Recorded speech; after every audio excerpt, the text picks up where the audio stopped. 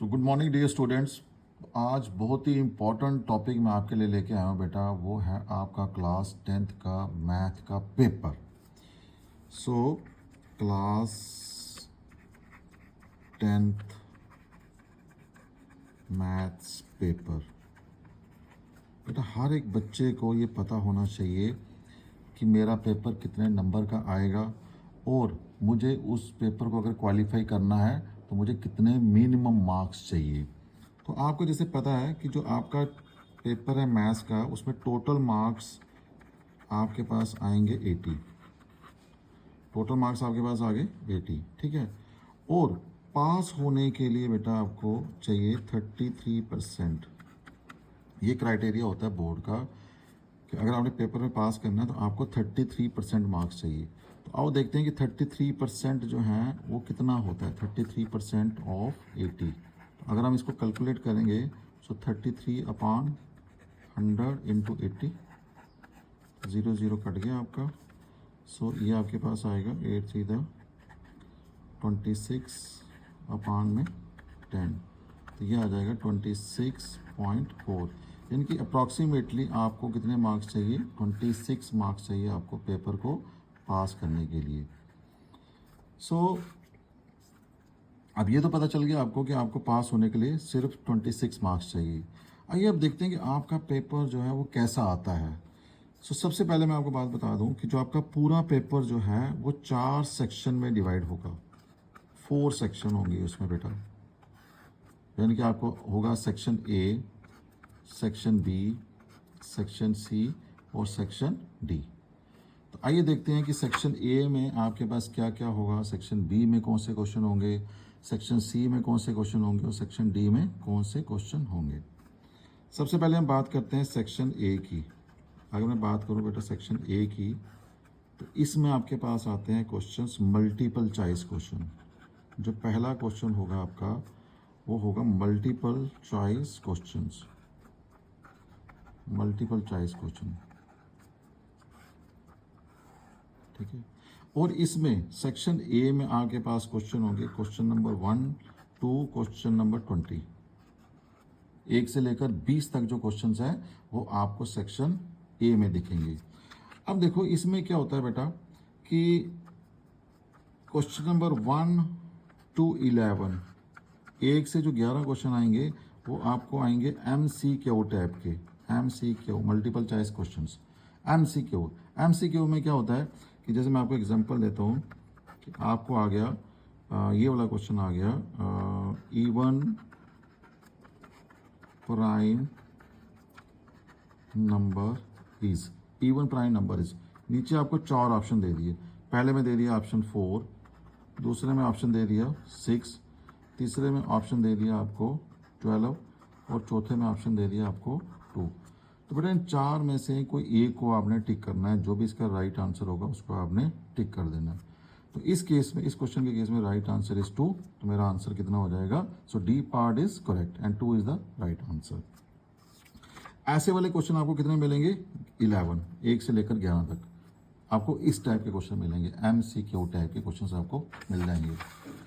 Then next आपके पास आ जाएगा बेटा कि क्वेश्चन आ जाएंगे आपके पास कुछ फिलअप्स वगैरह के, fill in the blanks type के क्वेश्चन आ जाएंगे। फिल इन द ब्लैंक्स,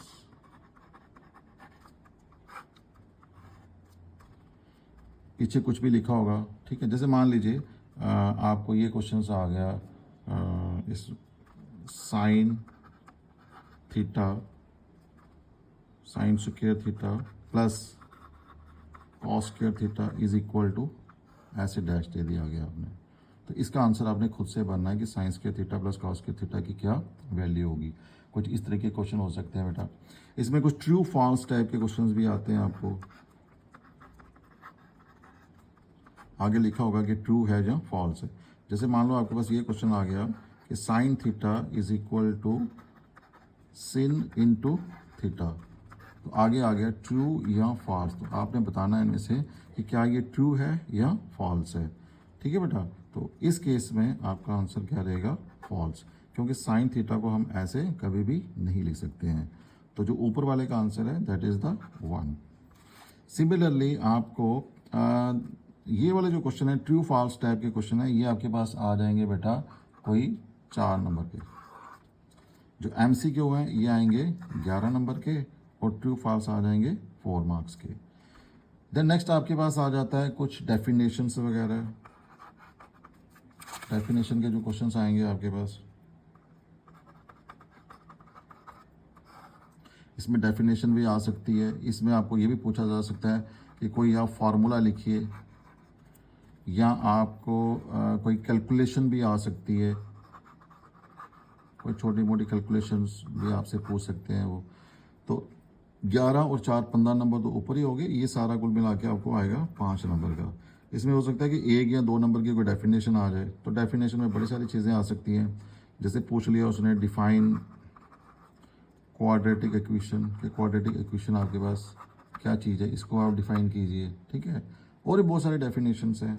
कोई फार्मूला लिखिए जी, तो कोई फार्मूला आपको किसी चीज़ का भी पूछ सकता है। आपके मीन का फार्मूला क्या है, मोड का क्या है, या मीडियन का क्या है, या क्वाड्रेटिक फार्मूला क्या होता है, ठीक है। तो ऐसे कोई भी फार्मूला जो है वो, या मेंसुरेशन से आपको पूछ सकता है कि what the surface area of cylinder, surface area of cone, volume of sphere.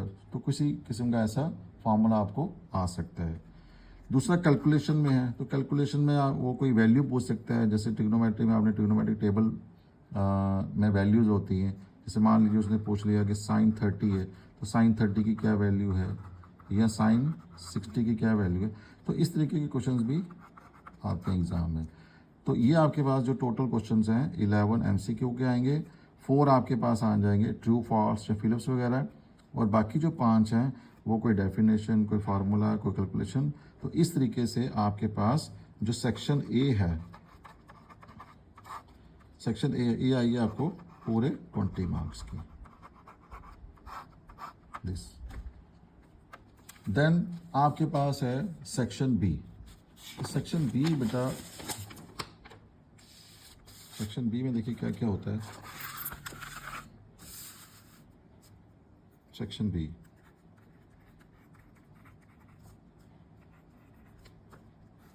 Section B, section B में आपके पास क्वेश्चन होगा question number 21, question number 22, question number 23, question number होगा 24, क्वेश्चन नंबर 25, क्वेश्चन नंबर 26। यानी कि 1 2 3 4 5 और 6, यानी कि यहाँ पे जो नंबर ऑफ क्वेश्चंस कितने आपके पास आ गए 6। और ये हर एक जो क्वेश्चन है वो 2 मार्क्स का होगा। यहाँ पे हर एक क्वेश्चन कितने मार्क्स का होगा, 2 मार्क्स का। और टोटल ये बन जाएगा 6 टू द कितना हो गया 12 मार्क्स। यानी कि ये वाली जो सेक्शन बी है हमारी, ये आ जाएगी हमारी 12 मार्क्स की। अब देखिए बेटा इसमें इंटरेस्टिंग चीज़ क्या है कि इस सेक्शन में जैसे ऐसे तो 1 2 3 4 5 और 6 क्वेश्चन ही मिल रहे हैं, लेकिन किन्हीं 2 में आपको आर पार्ट भी दिखाई देगा। जैसे मान लीजिए क्वेश्चन नंबर 24 और क्वेश्चन नंबर 25, मैंने स्टार डाल दिया। तो स्टार का मतलब ये है कि क्वेश्चन नंबर 24 में भी एक और आर पार्ट होगा इसका, तो क्वेश्चन नंबर 25 में भी इसका आर, यानी कि यहाँ पे आपको चॉइस मिल जाएगी। 2 क्वेश्चन मिलेंगे, 2 में से आपने एक करना है। यहाँ पे भी 2 मिल जाएंगे, 2 में से आपने एक करना है। करने टोटल आपने 6 ही हैं। तो हर एक जो क्वेश्चन होगा वो 2 मार्क्स का होगा, और टोटल कितने मार्क्स की हो जाएगी 12 मार्क्स की। Then come to the section C. Section C बेटा आपकी स्टार्ट हो जाएगी फ्रॉम क्वेश्चन नंबर 27, 28, 29, 30, 31, 32, 33 एंड 34। ये वाली क्वेश्चन आ जाएगी सेक्शन 3। इसमें से 27 से लेकर के 34 तक क्वेश्चन है। तो ये कितने बनते हैं 1 2 3 4 5 6 7 और 8। यानी कि इस सेक्शन में जो टोटल क्वेश्चन मिलेंगे वो आपको 8 मिलेंगे। और ये जो सेक्शन है बेटा ये होती है 3 मार्क्स। हर एक क्वेश्चन जो है वो कितने मार्क्स का होगा 3 मार्क्स का। तो ये टोटल कितने बने 8 3 तक कितना आ गया मेरे पास 24 मार्क्स। ये तो ये सेक्शन सी जो है ये आपके पास आ जाएगी 24 मार्क्स की। अब सेक्शन सी में क्या है, सेक्शन सी में जैसे आपके पास 8 क्वेश्चन है। अब जैसे सेक्शन बी में आपको 2 में चॉइस मिली थी, और सेक्शन सी में आपको 3 पार्ट में चॉइस मिल सकती है। मान लीजिए 29 में आपको चॉइस मिल गई, आपको 32 में चॉइस मिल गई, आपको 33 में चॉइस मिल गई। यानी कि यहाँ पे भी 2 क्वेश्चन होंगे, यहाँ पे भी 2 क्वेश्चन होंगे, यहाँ पे भी 2 क्वेश्चन होंगे विद आर पार्ट। आप चाहे ऊपर वाला करो या नीचे, जो भी आपको आता होगा वो आप कर सकते हैं। तो ये सेक्शन आपके टोटल मार्क्स हैं 24 और हर एक क्वेश्चन है 3 मार्क्स का बेटा। Then come to the last section and that is section D. Section D बेटा जैसे ये 34 पे खत्म हो रही है और सेक्शन डी आपकी स्टार्ट हो जाएगी। क्वेश्चन नंबर आपका आ जाएगा 35, फिर आ जाएगा question number 36, then question number 37, then question number 38, question number 39 and question number क्या आ जाएगा 40।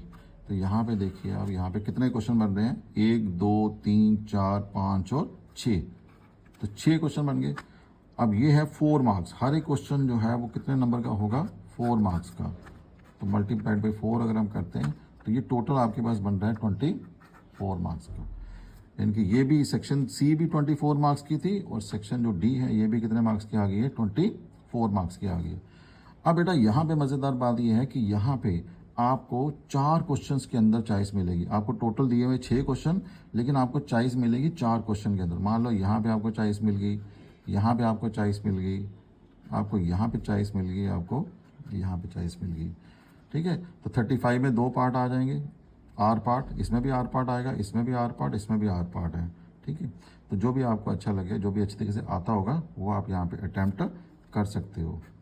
तो इस तरीके से देखो आप कि जो टोटल आपका बनता है, जो टोटल आपकी बनी, जो सेक्शन ए थी आपकी, सेक्शन ए वो आ गई थी 20 मार्क्स की, जो सेक्शन बी थी आपकी वो आ गई आपके पास 12 मार्क्स की, जो सेक्शन सी है वो आ गई 24 मार्क्स की, और जो सेक्शन डी है वो भी कितने मार्क्स की आई आपकी, 24 मार्क्स की। और अगर मैं टोटल करूँ 4 4 8 2 10, 3 2 5 3 8, सो 80। तो टोटल आपके बनते हैं 80 मार्क्स। अब इस पूरे पेपर में या पूरे स्ट्रक्चर में आपने एक चीज़ नोट की होगी कि जो मिनिमम मार्क्स वाला क्वेश्चन है, कम से कम इस क्वेश्चन के मार्क्स होंगे, दैट इज़ द 1, एक। यानी कि एक नंबर के आपके पास 20 क्वेश्चन है, तो एक नंबर कम से कम नंबर का कितना होगा, 1 नंबर का। और जो मैक्सिमम मार्क है, जो मैक्सिमम मार्क्स वाला जो क्वेश्चन है वो है 4, यानी कि 4 से ज़्यादा नंबर वाला कोई भी क्वेश्चन आपको पेपर में नहीं दिखेगा। सो ये बेटा आप सबको पता होना चाहिए, जो भी क्लास 10th में जो एग्ज़ाम देने जा रहे हैं, इन सबको ये पता होना चाहिए कि जो पेपर है हमारा वो कैसा होगा, उसका स्ट्रक्चर कैसा होगा। हर क्वेश्चन के बारे में नॉलेज होनी चाहिए आपको, हर सेक्शन के बारे में पहले से पता होना चाहिए। आप एग्ज़ाम देने जा रहे हो लेकिन आपको पेपर के बारे में पता नहीं है, तो ये बहुत गलत बात है। तो सबसे पहले आपको क्वेश्चन पेपर के बारे में सारी नॉलेज होनी चाहिए कि कौन सी सेक्शन में कितने क्वेश्चन आएंगे, कितने मार्क्स के क्वेश्चन होंगे, कहाँ कहाँ पे आर पार्ट होगा। तो तभी आप जो है पूरे का पूरा जो क्वेश्चन पेपर है वो अटेम्प्ट कर पाओगे। So hope you like the video बेटा। Thank you very much for watching my video.